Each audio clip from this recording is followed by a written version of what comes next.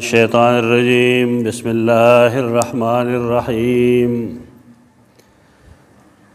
وإذ ابتلى إبراهيم ربه بكلمات فأتمهن او کلا چې وزمای ابراهیم رب داغو پیوسو کلماتو بکلماتن پیوسو کلماتو فاتمهن داغه وفاداری وکړه ناغه پوره کړل د کلماتو تفصیل همغه بیان کړو چې کلمات دا مطلب دی چې دا و یا کارونه دي چې الله داغه ابراهیم علیه السلام ته وینا وکړه داغي امتحان واغسته شو امتحان یې هغه فټو دا وضاحت مونږ وکړو چې دا الله د امتحان مقصد هغه نه دی کوم چې زمونږ یې ځکه الله ته د هر څه علم دی الله خلق ته داغي چې ابراهیم علیه السلام کې د دې امامت ځای وو د دې مرتبه مقام وپکې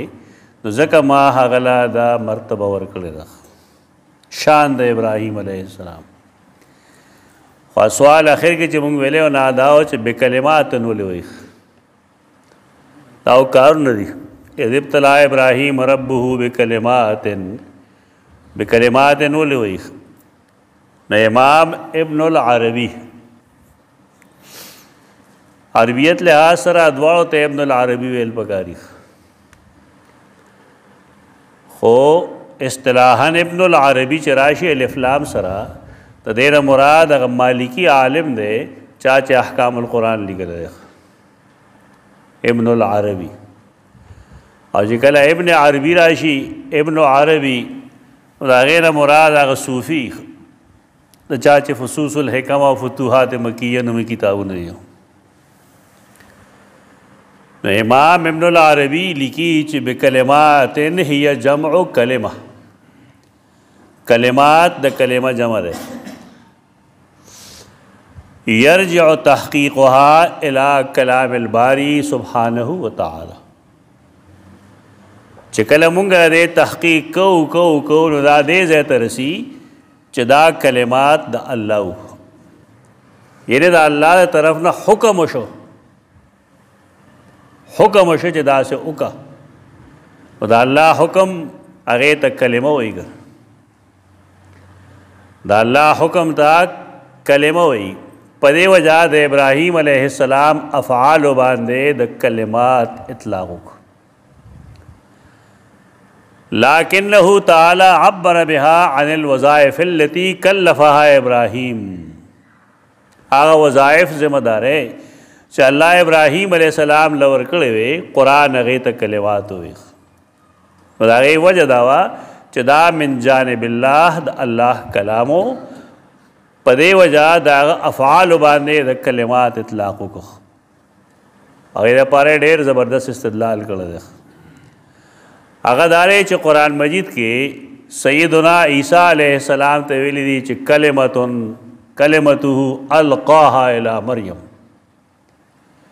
دا کلمه و عیسی ته کلیم الله وایي کلیم الله او کلمت الله ورته وایي و دا په دې وجه چې د کن کلمه باندې پیدا شو دا مضمون ډېر باریکۍ ته ورسو چې دا کلمات ته کلمات په دې وجه وایي چې دا د الله د طرف نه حکم وو او کله چې ازمیښت وکړو د ابراهیم رب دهغو بکلمات په یو څو کارونو فاتمهن دیکھے قلقلې مه کوه فاتمهن دینا غل نه جوړو چې ته فاتمهن نو دا معاملہ برباد کړه او قلقله شو دي حروف قلقله قطب جدن دي کنه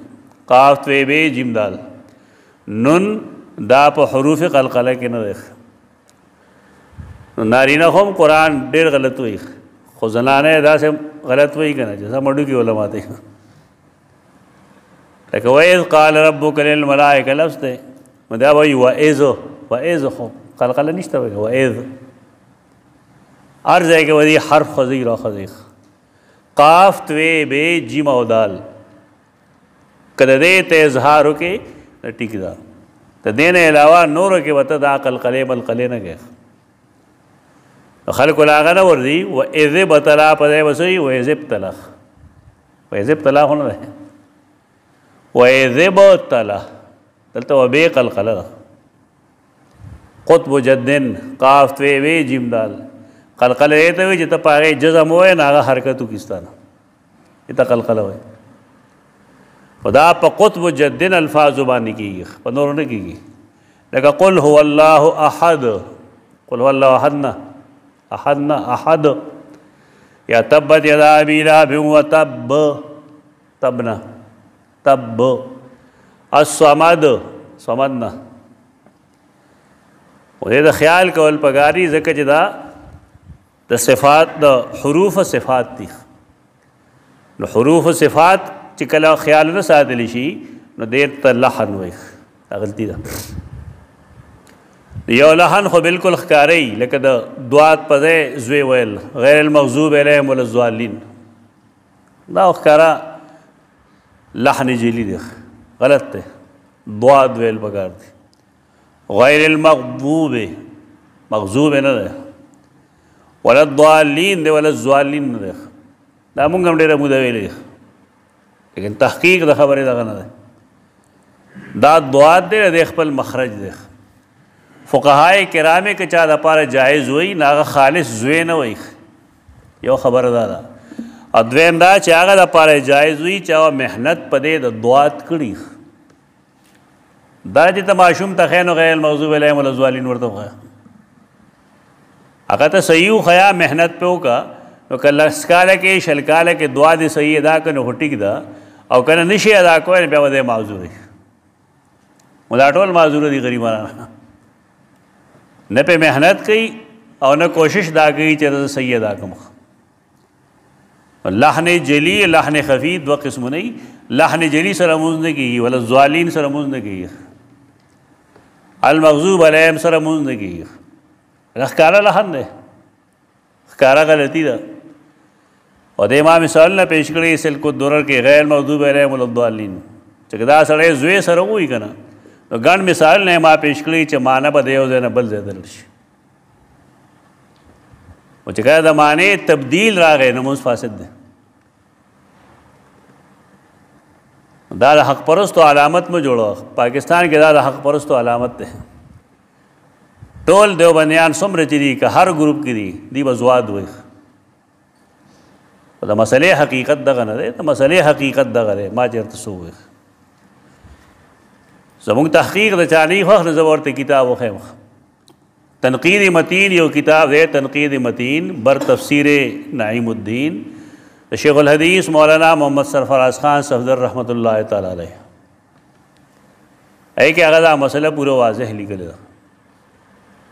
چې اهل حق دا زواد نه وایي، بلکې هغوی دا وایي چې یو دواد دی، یو دواد دی، یو دال دی، یو زوا ده، یو ثا ده. دې ټول خپل خپل مخارج دي. او بیا فقهي نصوص هغه پیش کړي دي چې دا اجازت هغه چاته دی چې هغه محنت کړي، د محنت باوجود هغه دواد د صحیح مخرج نشي ادا کولی، نو که دی مشابه بزوا ووایي نو صرف اجازت قدرې دی. ځکه چې دواد او زوا په بعضې صفاتو کې دا یو شانتي دي. دا مطلب نه چې کل یو شانتي دي. مونږ له چې کوم مثالونه راکول نه به غلط و، لکه د اردو مرد به وي مرد، او د عربی مرد به فی قلوب مرض، نو دا به ویل چې دا مونږ ووایو چې مرض، نو دا بالکل وی صحیح دی. خو که سړی د مرض په ځای باندې مرد ووایي یا مرض ووایي نو چا تا ته چا وایي چې مرض وایه؟ دوات خو جدا مخرج دی. دا مثالونه غلط پیش کول، دا غلط څیزونه دي. قرآن مجید د خپل صحیح مخرج نه وایه. اتمهن نه نه ده، د دې نه غنه جوړېږي. فاتمهن نو دی برابر کړل، په دې وفا وکړه. اتمهن دا وترې د تی میم میم نخ، هغه یو شی چې بل شی پوره کړي دې ته اتمام وایي. ابن فارس وی د دې معنی دا پوره کول التاء والمیم اصل واحد وهو دلیل الکمال د کمال دلیل دا اتمام کمال ته وایي بیا سوال بدائی چې قرآن مجید فرمائی چې الیوم اکملت لکم دینکم واتممت علیکم نعمتی آلته کې دا اکملت او دا اتممت میاس کې څه فرق دی نو اکمال د دین شوی دی اکمال د دین شوی دی کم دین هغه دین چې هغې ته اسلام وایي هغه اسلام کم چې د بابا آدم علیه السلام نه شروع الیوم اکملت لکم دینکم هغه دین چې کم اسلام و نن هغه پوره شو واتممت علیکم نعمتی اتمام د شریعت شوی دی په دین او شریعت کې څه فرق دی شریعت هغه مزید مسائلی چې هغه د دین وضاحتونه کوي حجت الوداع کې الله دین اسلام هم پورا کو او د شریعت هم اکمال شو اتمام شو ځکه قرآن دو الفاظ ویل دی زمونږ استاد محترم به فرمایل چې یو اکمال دی یو اتمام دی اب ویل اکمال د دین کیږي او اتمام د څه شي کیږي اکمال د اصولو کیږي او اتمام د فروعو کیږي او چې کله قرآن آیت نازل کړ چې الیوم اکملت لکم دینکم واتممت علیکم نعمتی د دې مطلب څه شو د دې مطلب دا شو چې دین په دغه ورځ پوره شو کمې پکې پاتې نشته نو که نن یو سړی څه شی جوړ کړي چې هغه تر دغې ورځې پورې نه و نو هغې ته به څه ویلی شي بدعت لکه دین پوره شوی دی دین کې دوه بنیادي څیزونه دي یو د هغې کیفیت او بل د هغې کمیت کیفیت دا مطلب چې دا څنګه وکم او کمیت دا چې څومره وکم مثلا ته وایې د سهار څو رکعاته لمونځ وکم نو دا کمیت دی څومره وکم کم او طریقه به یې صحیح نو تا ته دوه سنت دي دوه فرض دي دې ته یو ته کیف وي بل ته کم وي دا دواړه د پیغمبر کار دی هغه د الله د طرف نه وي دا د پیر صاحب کار نه دی چې تا ته دا ووایي چې دا سبحان الله چې کوم دی دا 1000 بار ځله وایه ته کله نه پیغمبر شوی د نبي کار وپېژنې او د غیر نبي کار هم وپېژنې دا حدونه پرېږدی کم وظایف چې د الله رسول ښودلي دي هغه وظایف دي هغې لپاره د حدیث کتابونه دي کتاب الذکر کتاب الدعا د حدیث تقریباً هر کتاب کیا قتل پکاري فاتمهن هغې پوره کړل قال انی جاعلک للناس اماما قال وی ویل الله فرمایل انی جاعلک یقیناً زه جوړونکی یم تا لرا للناس اماما امام هغه چاته وایي چې هغه پسې اقتدا کولی شي امام مشر چې تا هغه پسې اقتدا کوي هغه ته وایي امام او دا امام کله کله د ضلال امامي کله د حق امامي هر هغه مشر چې هغه ستا نه مخکې کېږي هغه ته امام وایي د دې بې شمېره اقسامي اللباب کې ما د دې تقریباً و معانی لیکلي دي و استعمالات دي د دې دا به کله لوح محفوظ ته وایي امام مبین نو ځکه ورته امام وایي چې دنیا کې څه راځي نو د هغه ځای نه نافظ کېږي زمونږ جماعت کې چې کوم امام هغه ته هم امام په دې وجه ویلی شي چې هغه د خلکو مقتدا دی مقتدا به څنګه وي مقتدا به داسې چې هغه یو رکن مخکې کوي او مقتدي به یې وروستو کوي مثلا چې کله هغه تکبیر تحریمه تړي نو هغه به مخکې الله اکبر ویلي نو مقتدي به د هغې نه وروستو الله اکبر وایي که دی هغه سره یو ځای وایي نو دی مقتدي پاتې نه شو هغه امام پاتې نه شو او که دی د هغه نه مخکې وایي او مخکې کوي نو بیا هم کار خراب شو یوازې په دې لفظ که تاسو سوچ وکئ نو دا یې غلطۍ نه به واقف شئ کوم چې جوماتونو کې دي چې سړی به امام سره یو ځای ځي. تاسو نورو جماعتونو کې لمونځونه کړي وای که نو د هغې څه طریقه امام صاحب لاترې نه او مقتدیان ټول سجده کې پراته دې ته حدیث ووایه که چې یو سړی د امام نه مخکې ځي امام لا تللی نه دی او دی مخکې روان دی نو حدیث کې راځي دی ویریږي چې د خر سر به د خر د سر په شان دی دی ورته بد ویلي ده پتا کې خر کې څه فرق دی دا ستا امام دی د فقه کې یو مسله لیکلی او کاش خلک وایي نه که نه هسې چغې ډېرې وایي یو سړی دی هغه راشي په داسې وخت کې چې امام نیغ شوی دی د رکوع نه لیکن سمع الله لمن حمده نه دی ویلی او تا ولیدو مقتدي ولید هغه وخت کې سړی راغی ویلید او امام نیغ شوی دی لیکن خولې نه له الفاظ نه دی وتي سمع الله لمن حمده او دا سړی دغلته کې ټیټ شي بالفرض هغې نه وروسته امام سمع الله لمن حمده ووایي د ده رکعت شو که ونه شو یعنې رکوع شوه که ونه شوه رکوع وشوه ولې مقتدي به د امام د اواز نه وروستو د هغه رکن بدلیږي رکن د اواز نه وروستو بدلیږي د تلو راتلو نه تلو راتلو کې واسطه مقتدا دی ته به هغه پسې دی د دې وجې نه امام یو څو لحظې یو کار ته مخکې نه وځي ځکه به تا ته عملي طور مخکې ښیي به تا ته او ته به هغه پسې ځې سیدنا عمر یو سړی لیدلی امام سره سره یې مونځ که ورته یې مونځ وکړم کله نه کوې امام سره یو ځای ځې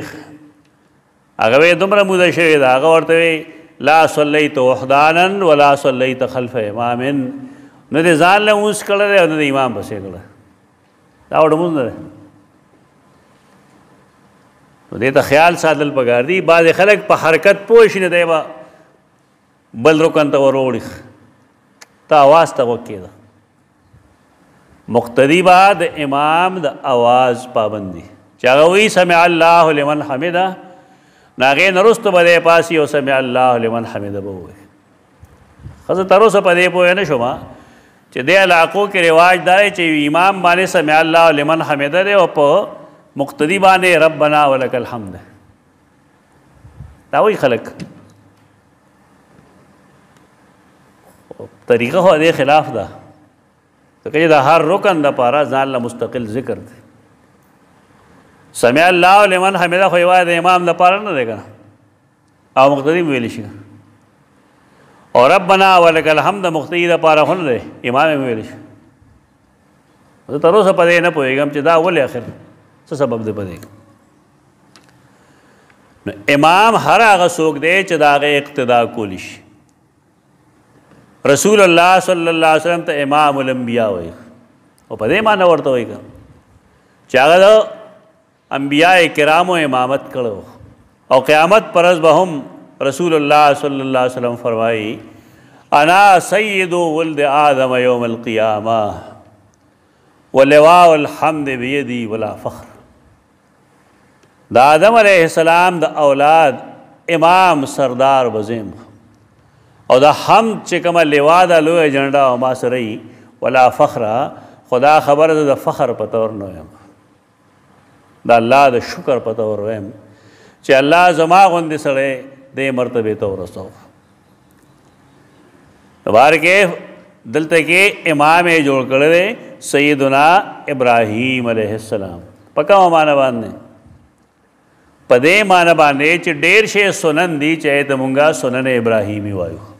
لکه ختنه کول د ماشومانو دا سنت ابراهیمي دي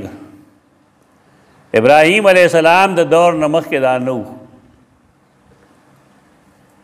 د دې خپل نقایصي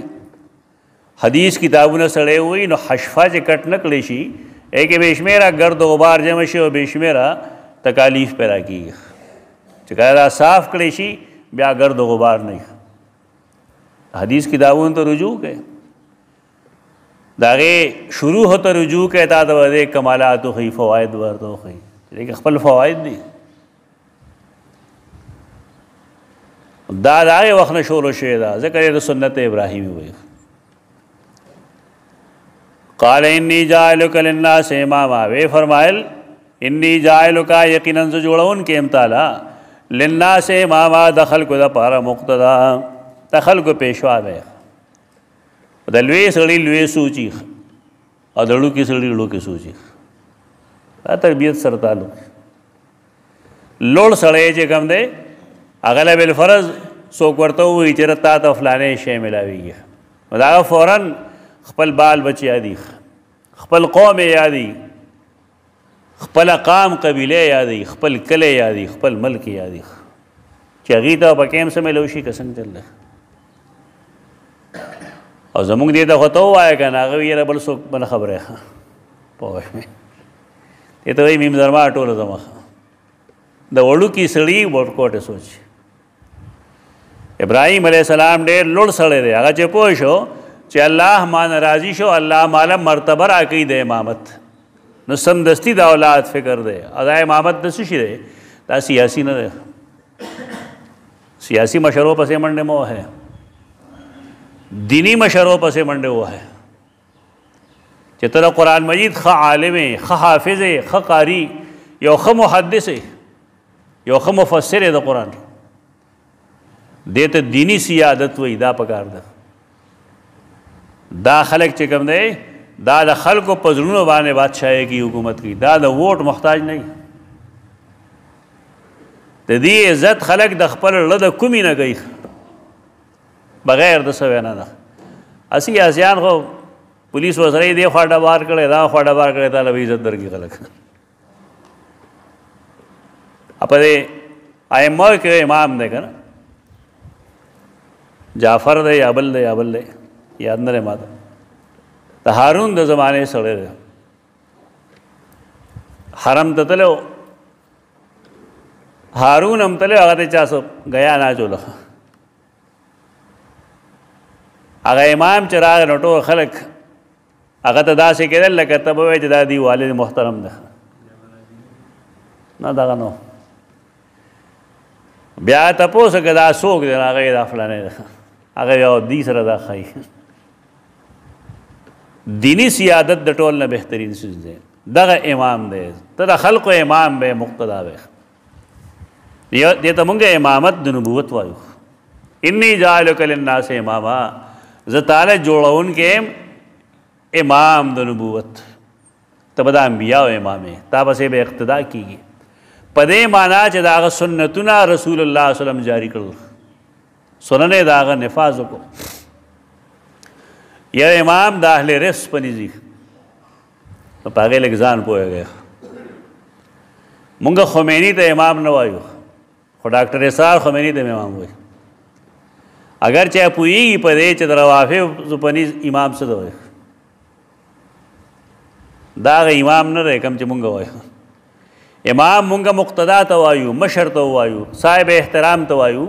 لیکن د هغې عقیده دا ده چې د امام تقرر دا الله کوي لکه څنګه چې هغه د رسولانو تقرر کوي. بالفاظ دیگر د هغې په نزد رسول او امام یو څیز دی. هغې خمیني ته امام په دې معنی وایي. دویم دا چې د هغې په نزد باندې د کافي کلینی د روایات مطابق امام عالم الغیبی، امام عالم الغیبی، امام معصومی عن الخطا. د دې وجه نه نن چې د هغې کوم ائمه دي په ایران کې یا نور ځایونو کې نو هغه یو اته کسان دي. هغه مینګل صاحب خان دي که نه، او ډېر ګپي مولا دی. بنیادي معلومات ورسره یې صحیح هم وایي خو ټوک ټوک کې وایي. هغه وایي د هغې امامان راتلي بیا د هغې نومونه اخلي نو بیا وایي بالکل معصوم دي، بس صرف دوه کارونه کوي، شراب څکي او بدکاري. د هغې امام معصوم دی لیکن د هغې د ګناهونه نه ښکاري. دا ګناهونه یې خو دا د خلکو دپاره.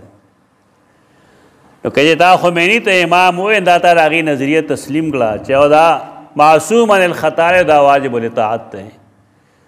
مونږ ابو حنیفه ته امام وایو رحمت الله تعالی علیه، خو په دغه معنا نه وایو کوم چې روافض وي په دې ځان پوهیوه دا سوال دې څوک نه کوي چې هغه ته امام نه وایي ده ته وایي ته وایو که